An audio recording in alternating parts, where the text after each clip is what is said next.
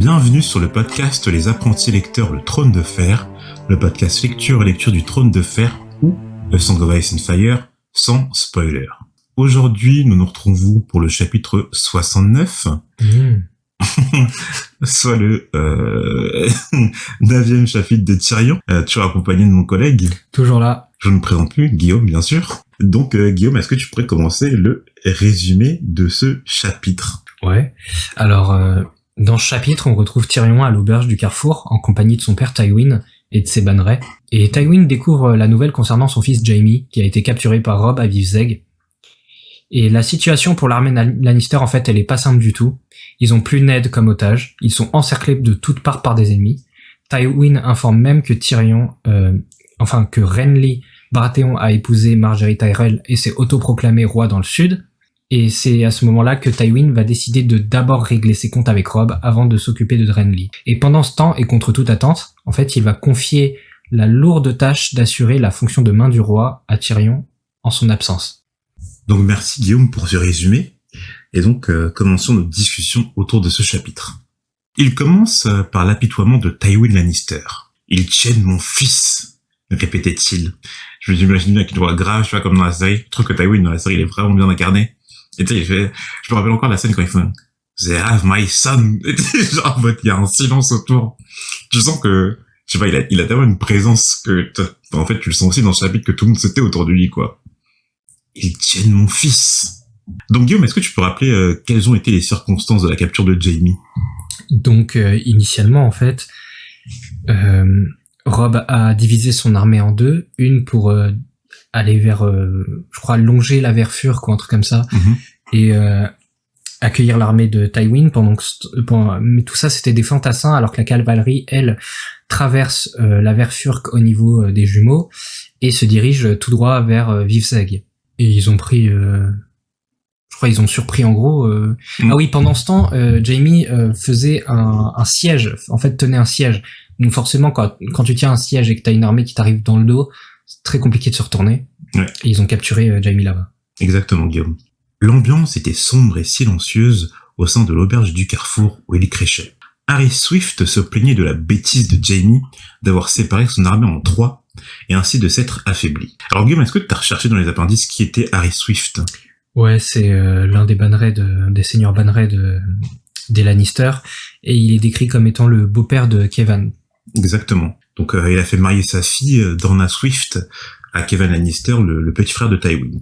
Et donc, on apprend que la stratégie de Robb et de ses bannerets a été payante, vu que Jaime et ses hommes n'ont rien vu venir, dû à la configuration de Vif Zeg, parce qu'on sait que Vif Zeg, donc c'est construit autour d'un cours d'eau, et donc pour y accéder, il faut traverser des sortes de ponts, et en fait, lors d'une attaque, en fait, ils peuvent faire relever ces ponts, et donc ils sont obligés un peu de séparer leur armée en trois, vu qu'il y a trois cours d'eau qui entourent Vif Zeg, quoi. Ouais. Un messager apporte aussi la nouvelle à Sir Flémont Brax que pendant l'assaut, son père, Lord Brax, est décédé. Alors, en regardant les appendices, on comprend que c'est Lord Andros Brax. Mais on ne sait pas trop si ce Sir Flémont Brax est son héritier ou pas. En tout cas, les Brax, ce sont des bannerets des Lannister. De plus, cette fin de siège a vraiment été une catastrophe, vu que Edmure Tully, frère de Catelyn et héritier de Vif Zeg, ainsi que les autres prisonniers qui avaient été capturés, furent libérés. Et maintenant, que l'armée de Jaime était défaite, les lignes de ravitaillement de l'Ouest étaient coupées par les Stark et rien ne les empêchait à présent de marcher vers Casterly Rock. Selon certains, il fallait même demander la paix à présent. Donc ouais, comme tu l'as dit dans ton résumé, en fait, ils sont un peu dans la merde, hein, les Lannister, vu que être coupé de ces lignes de ravitaillement, c'est chaud. Vu que déjà t'as plus de lignes de ravitaillement et pour la nourriture, ce qui est déjà important. Bon, là, on sent qu'ils sont très enclins à rasier les terres du Conflent. Donc peut-être que pour la nourriture, ce sera pas tellement un problème. Vu ce qu'ils ont fait aussi à celle qui gérait l'auberge du Carrefour, Marsh Idle, elle a été pendue devant dans une sorte de potence. Mais par contre, pour les hommes, c'est compliqué parce que du coup, ils peuvent plus, ils peuvent plus avoir d'hommes pour les soutenir et ils peuvent plus avoir de nouveaux soutiens en fait. Exactement. Ouais. Et donc le pire c'est que maintenant en fait il y a rien qui protège les terres de l'Ouest, il y a plus d'armée. Bon, il doit y avoir quelques garnisons par-ci par-là dans quelques châteaux, mais tous les Stark sont beaucoup plus proches des terres de l'Ouest que les Lannister. C'est sûr. Tyrion fracassa son verre contre le sol, car pour lui, c'est l'illustration de la paix qu'on pouvait demander aux Stark à présent que Joffrey avait décapité Eddard Stark. On évoque alors le fait d'échanger les filles de Lord et Dard contre Jaime, et, même si ce n'est pas assez, car ce ne sont que 2 fillettes, on payera une rançon supplémentaire. Donc, alors, là, il parle des 2 filles des Stark, quoi. C'est-à-dire Sansa et Arya. Donc, je crois que la nouvelle que Arya n'a pas été capturée, elle n'est pas encore parvenue à Tywin et à Tyrion. Je pense qu'il déjà que Tywin il est vénère là. Ouais. Je pense qu'il déjà l'exécution de Ned à mon avis Tywin il a dû faire oh le fils de pute. Qu'est-ce qu'il a fait Qu'est-ce qu'il a fait ce con. Alors là Mais en fait on se rend compte que ça doit être Cersei qui a caché l'information vu que c'est elle qui gère Joffrey. Parce qu'à la limite que Joffrey ait fait décapiter Eddard, comme tu l'as dit, ils doivent se dire que c'est un con. Mais qu'on cache des informations de ce genre, ça, je pense que ça vient plutôt du fait de Cersei, qui a pas voulu avouer à son père que elle a laissé une des filles Stark s'échapper. Ouais, je pense que elle assume pas là. Bah, une raison de plus pour lesquelles on va voir qu'en fin de chapitre, Tywin il a l'air assez remonté contre la gérance actuelle de Port-Réal et de la capitale, quoi. Vu comme c'est géré, peut-être que c'est un café du commerce là-bas, comment Cersei le gère.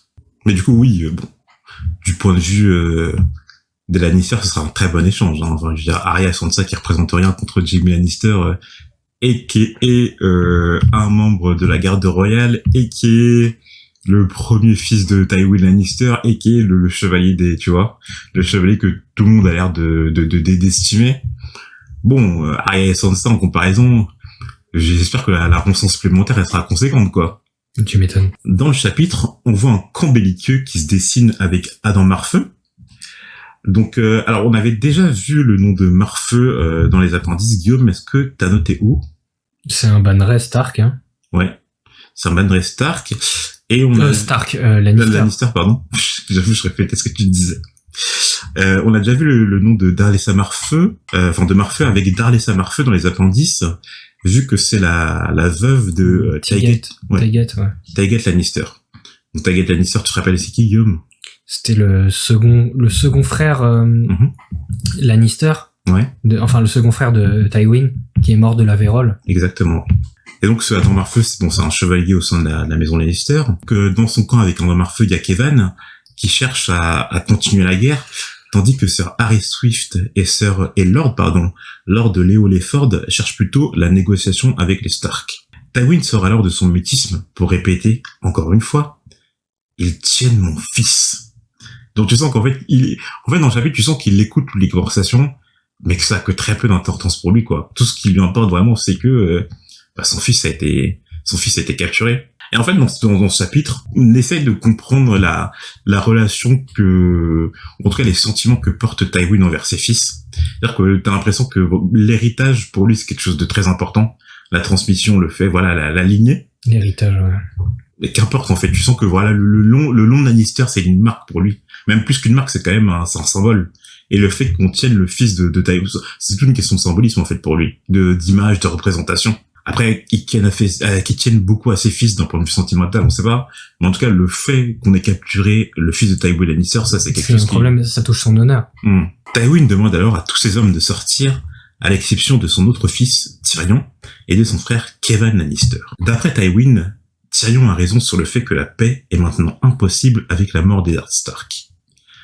Mais pire, un nouveau roi s'est joint au jeu. Et il y a 2 semaines, Renly Baratheon a épousé Margaery Tyrell et revendiqué le trône. La famille régnante de Haut-Jardin a ployé le genou devant lui et le sert à présent.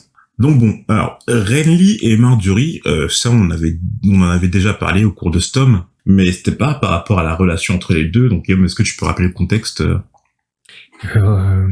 Attends, répète ta question s'il te plaît. Tu sais, l'association de Renly et Margaery Tyrell. On a déjà parlé au cours des précédents chapitres, surtout des Dards. Ah oui, attends. Il y avait, il me semble que Renly avait l'intention un peu de virer Cersei pour la remplacer par Margaery Tyrell.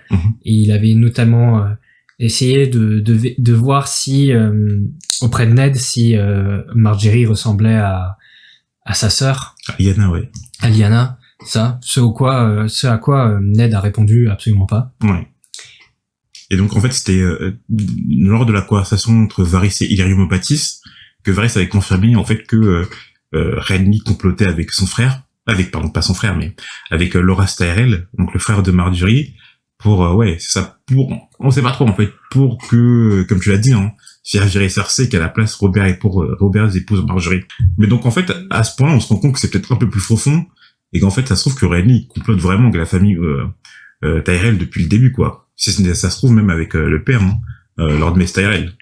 Parce que pour que maintenant que Robert est mort, que ce soit Renly qui prenne sa place dans leur plan et que ce soit lui qui épouse Marjorie, je pense que c'est quelque chose qui était fomenté en haut lieu dans la famille Tyrell. Donc ça se trouve que c'est vraiment la famille Tyrell qui cherche le pouvoir en fait depuis le début.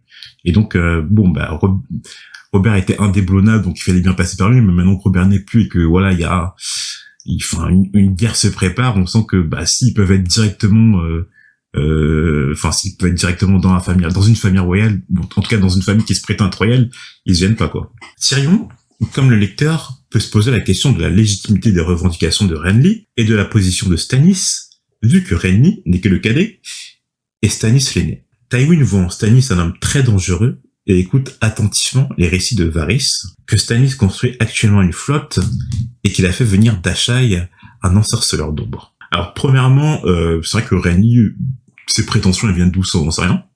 Parce que en soi, c'est que le cadet, donc je vois même pas pourquoi il cherche à avoir le trône. Je me rappelle que lors de la sortie, alors je crois que c'était lors de la dernière réunion entre Eddard et Robert, juste avant que Robert ne meure, et là où il lui fait signer son testament, il est sorti de la citadelle de Mégor, il a croisé Renly qui disait qu'il fallait attaquer maintenant, qu'il avait des hommes à disposition, et qu'il fallait prendre le château, sinon Cersei le fera à leur place, mais il n'avait jamais été question que Renly prenne le pouvoir. Oui. Alors, contrairement à la série où il le dit clairement. Ah ouais? Dans la série, cette scène-là, il dit clairement, Stannis ne ferait pas un bon roi. Moi, contrairement à moi, tu vois, un truc comme ça. Ah ils ont donné des justifications à Renly dans la série qu'ils n'ont pas dans le livre, en tout cas. Parce que là, pour l'instant, dans le livre, on sait pas. Dans le livre, il le précise pas. Ouais. Ça se trouve, c'est ça, hein. Ça se trouve, il pense qu'il serait un meilleur roi que Stannis. Mais c'est vrai que là, pour l'instant, on ne voit pas d'où viennent ses revendications, quoi. Deuxièmement, par rapport à Stannis, on sait déjà que c'est un homme assez, on avait dit quoi, je crois qu'on l'avait qualifié de froid, quelque chose comme ça. Froid, austère. Dur. Dur. C'est ça. Donc on voit que c'est un homme dangereux, vu que même Tywin a l'air de se méfier de ce personnage. Je crois que ça avait déjà été précisé qu'il construit actuellement une flotte. Je crois dans la conversation entre Varys et Illyrio Mopatis. Et je crois aussi qu'on avait parlé de cet ensorceleur d'ombre, mais ça j'en suis pas sûr. Peut-être que c'est la première mention. Moi, il me semble que c'est la première mention dans le bouquin. D'un ensorceleur d'ombre. C'est ça. Enfin, en tout cas, de l'ensorceleur d'ombre qu'il a fait venir d'Asshai. Mais du coup, un ensorceleur d'ombre, on en a déjà croisé une dans le récit. Avec, Maggie non, pas la Maggie. Mirri Masdur, ouais. Mirri Masdur, ouais. Ouais, parce que, et on sait que elle a pris ses arts à Asshai, hein. Elle a pris des arcanes secrètes à Asshai, on sait qu'elle est passée par là-bas. Et, justement, dans le chapitre avec Daenerys, là, quand elle est sous la tente et qu'elle essaye de sauver Drogo avec les talons, on sait qu'il y a des histoires d'ombre, parce que Daenerys et même Jorah après l'a vu.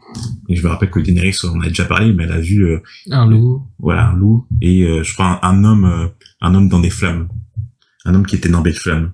Mais donc après on voit que, et justement avec la conséquence que ça a eu pour Daenerys, on voit que il faut pas blaguer avec les ensorceleurs d'ombre. Hein. Non, c'est sûr que après on sait pas à l'échelle d'une bataille entière ce qu'ils sont capables de faire, mais des trucs bressons qu'ils sont capables de faire. Hein. Ouais. À l'échelle humaine en tout cas, on sait que voilà, faut pas blaguer avec eux. Faut pas, c'est bresson, ouais. Mais je trouve que tu vois, Stannis fasse venir un ensorceleur d'ombre. Enfin, je veux dire, moi, je le pensais plutôt comme quelqu'un qui, justement, qui était tellement carré, tu vois, qui voudrait une bataille rangée, tu vois, avec des hommes normaux, en fait, tu vois. Ouais, surtout que Stannis a l'air d'être à la base un seigneur de guerre, on sait pas où est-ce qu'il est allé chercher un ensorceleur, quoi. Bah, visiblement, Asshai, hein. Mais... Si, justement, parce que là, il se demandait pendant tout le tome où était passé Stannis durant... Enfin, justement, on sait que Stannis, il avait quitté la capitale juste après le départ de Robert pour Winterfell. Et lorsque Ned était arrivé à la capitale, il s'était demandé, mais où est Stannis? Et peut-être que Stannis, justement, il a fait un petit tour par Asshai, il s'est chopé un petit ensorceleur d'ombre, il est revenu à Père-Dragon, puisqu'on sait qu'actuellement, c'est le seigneur de Père-Dragon. Tywin nous dresse ensuite un plan de leur situation. Roose Bolton et le reste de son armée sont à leur nord, les Stark tiennent les jumeaux, et Matt Callin, ce qui interdit aux Lannister de traverser le nord. Robb Stark, en tenant vifs aigues, leur interdit le retour vers les terres de l'Ouest. De plus, Thoros de Myr et Beric Dondarrion, que Ned avait envoyés puire la montagne, harcèlent toujours le camp Lannister, malgré la mort de Ned. Et il fallait maintenant penser à Stannis, dans son île à 2 paires dragons, Renly, au sud à Haut-Jordan, et Lysa Arryn, à l'est, toujours attentive. Donc là, franchement, en fait, quand il dresse vraiment de façon linéaire tout ce qui est, enfin tous les ennemis qu'ils ont autour d'eux, en fait, comme tu l'as dit dans ton résumé, en fait, ils sont vraiment encerclés. Ouais. Ils sont vraiment encerclés Ils sont d'ennemis. vraiment dans la merde. Ils ont beaucoup trop d'ennemis différents, quoi. Et partout. Au sud, au nord, à l'ouest, à l'est. C'est terrible. Mais c'est marrant ça que Thoros de Myr et Beric Dondarrion ils continuent à harceler le camp Lannister malgré la mort de Ned, parce qu'en soi, Ned les a envoyés pionniers à la montagne, mais non, je veux dire pourquoi ils continuent?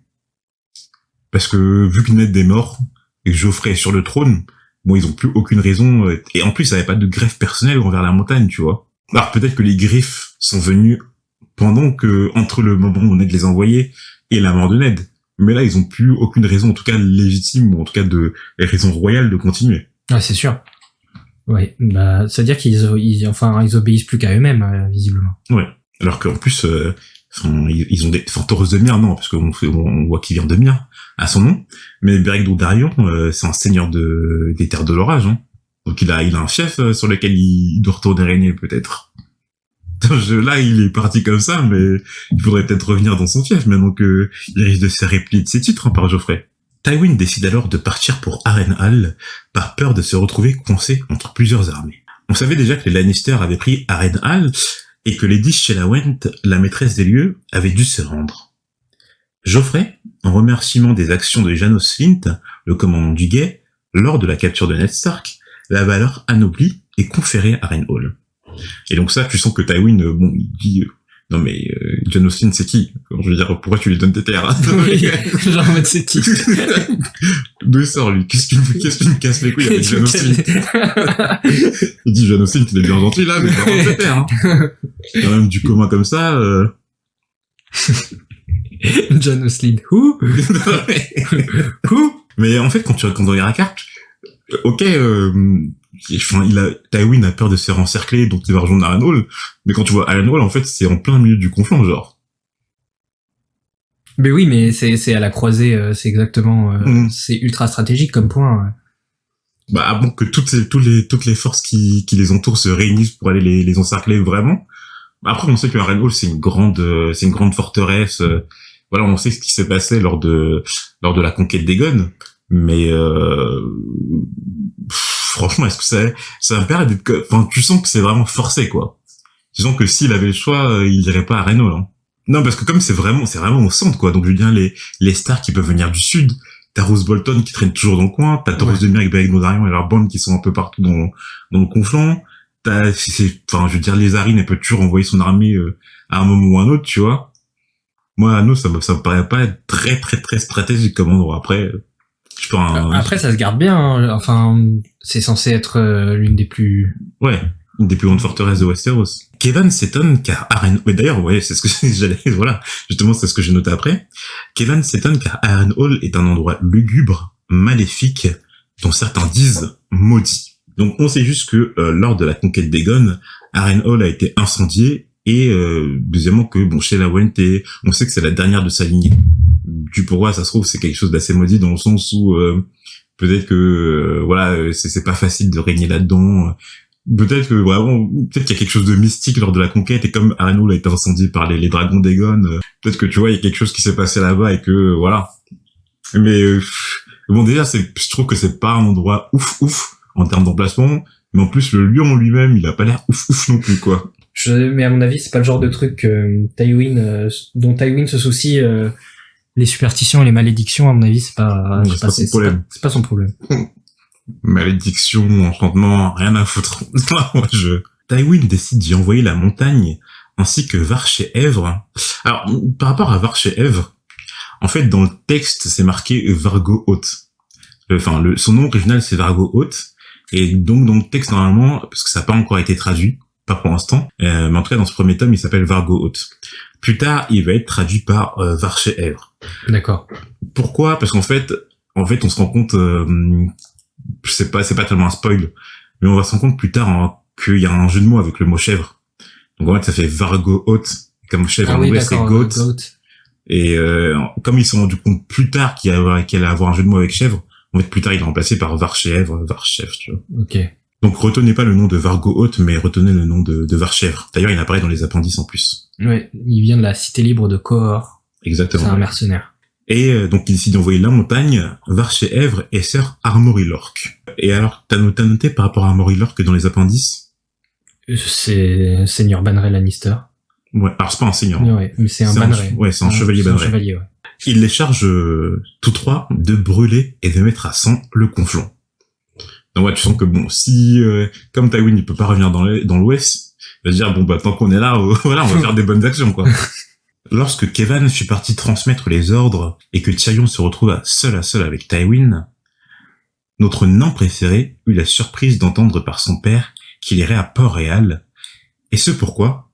Pour gouverner. Tywin est furieux de la gestion du royaume par le conseil restreint, de l'éducation de Joffrey, ainsi que des dernières décisions prises comme lordifier Janos Flint ou congédier Barristan Selmy et le remplacer par le limier. Ah ouais, donc pareil, c'est comme Janos Flint pour le limier, c'est genre le limier, mais le limier quoi, on parle de la garde royale un peu. Ouais. Tu vires Barristan Selmy pour mettre un... Ouais, j'avoue que franchement de l'extérieur, tu sens que les décisions elles ont pas l'air très cohérentes quoi. Donc en fait, c'est pas dit texto dans le texte, parce que dans le texte ils disent que Tywin envoie Tyrion pour gouverner. Dans ton résumé, t'as dit qu'il viendrait la main. C'est pas un spoil puisque vous le découvrirez genre 2 chapitres ou 3 chapitres plus tard, parce que ça apparaît directement dans le tome 2, mais en fait il y va pour devenir la main du roi, Tyrion. Bah de toute façon on savait qu'à la base Tywin devait devenir la main du roi de Joffrey. Ouais. Donc là il envoie. Donc s'il envoie Tyrion à sa place, c'est pour remplir son rôle quoi. Tyrion, avant de quitter son père, lui demande quand même « Pourquoi moi ? Pourquoi pas son oncle Kevan ou un de ses chevaliers ?» Et Tywin répond sèchement « Parce que tu es mon fils. » Et Tyrion comprend à présent les raisons de Tywin. Car il considère Jaime comme foutu, il n'a plus que lui à présent. Alors c'est vrai qu'on n'a pas parlé parce que c'est marrant parce que en fait ce chapitre c'est un chapitre de Tyrion. En fait que Tyrion il est que très peu présent dans ce chapitre. Très peu. Il sert vachement de c'est vraiment un pur point de vue là. Bah là en fait on a l'impression que en présence de Tywin, Tyrion il est beaucoup plus en retrait que d'habitude. Tu sais, il fait beaucoup moins ses blagues, il fait... Ouais, on a beaucoup ses pensées intérieures, mais il l'exprime pas tellement, quoi. Mais c'est vraiment des chapitres où tu sens vraiment la notion de point de vue. C'est vraiment que, ok, t'as plusieurs personnages, et tu les places là où ça peut être intéressant d'entendre un récit.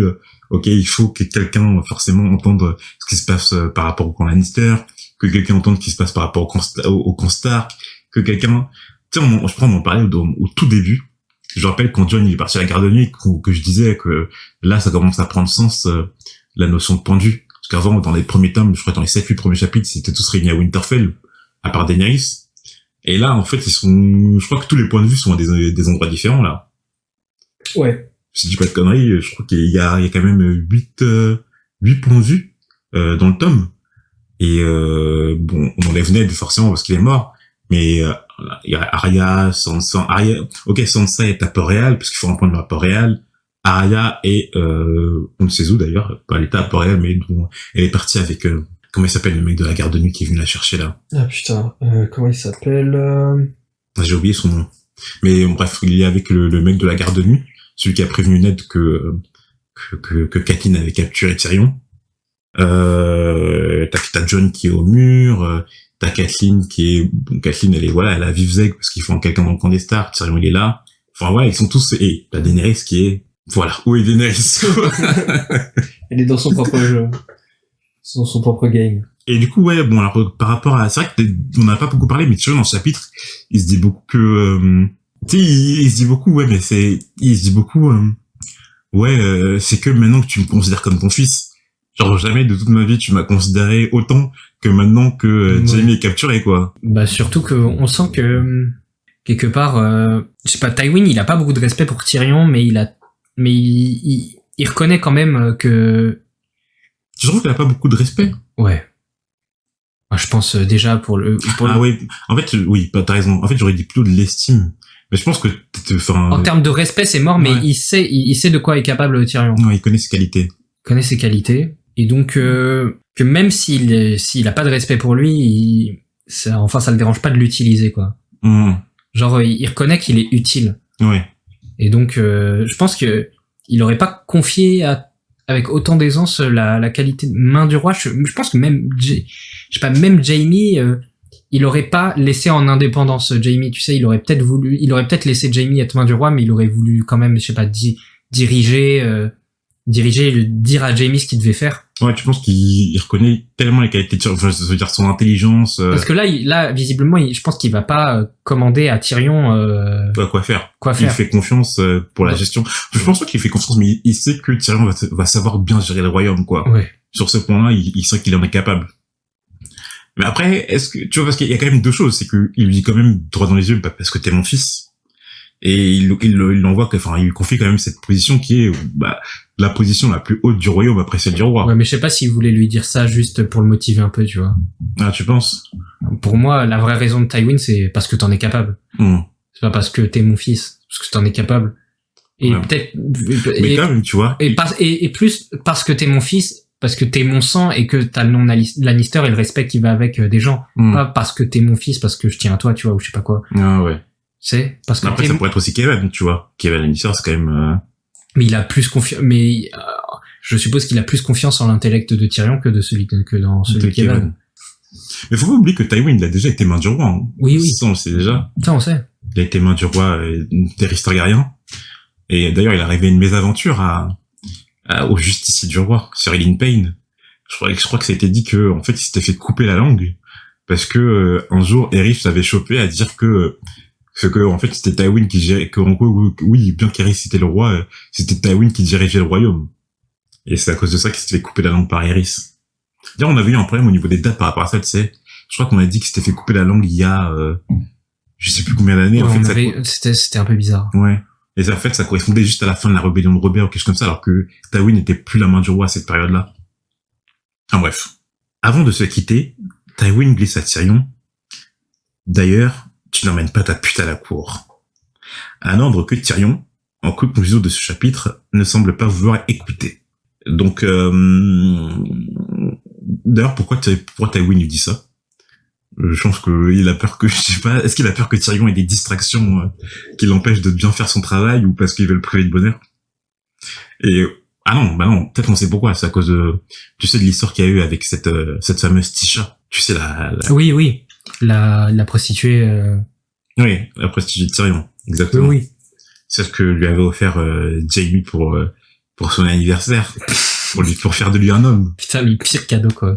Est-ce que c'était pour son anniversaire d'ailleurs? Peut-être que c'était même pas pour son anniversaire. Non, je crois que c'était juste parce qu'il disait il serait temps que Tyrion soit un homme, quoi. C'est ça. Et alors la petite histoire, c'était que en gros au matin, je crois qu'elle était venue à la cour de comment ça s'appelle, la capitale des ports de la capitale des Lannister. Casterly Rock. Et que en gros chaque homme, je crois que c'était chaque garde qu'il avait baisé ensuite. Et qu'il avait payé chacun avec une pièce d'argent. Et Tyrion, lui, il avait dit l'a payé avec une pièce d'or parce que c'était un Lannister. Et il avait dû regarder tous les gardes la baiser devant lui, quoi. Et après passer après, genre. Ouais. C'est ignoble. Mais ça, j'ai toujours pas compris s'il est passé après. On a discuté de ça et moi je pensais que non, et toi tu m'as dit que t'avais vérifié que c'était si, finalement. Ah ouais? Putain, c'est vraiment horrible cette histoire, quoi. Non, il est serein, Tyrion, hein. Franchement, je me rappelle que c'était, Bronn qui disait que un homme qui lui aurait fait ça, il l'aurait tué. Et je crois que c'était Tyrion qui a répondu juste après. Oui, mais Bronn, n'oublie pas qu'un Lannister paye toujours ses dettes. Enfin voilà, on a terminé pour ce chapitre de Tyrion. On espère que vous avez apprécié nous écouter, notre discussion autour de ce chapitre. Donc si vous voulez continuer l'aventure avec nous, rajouter des choses ou évoquer des choses qu'on n'aurait pas forcément vues, on est présent sur les réseaux sociaux ou par mail. En tout cas, merci beaucoup et on vous dit à la semaine prochaine. À la prochaine.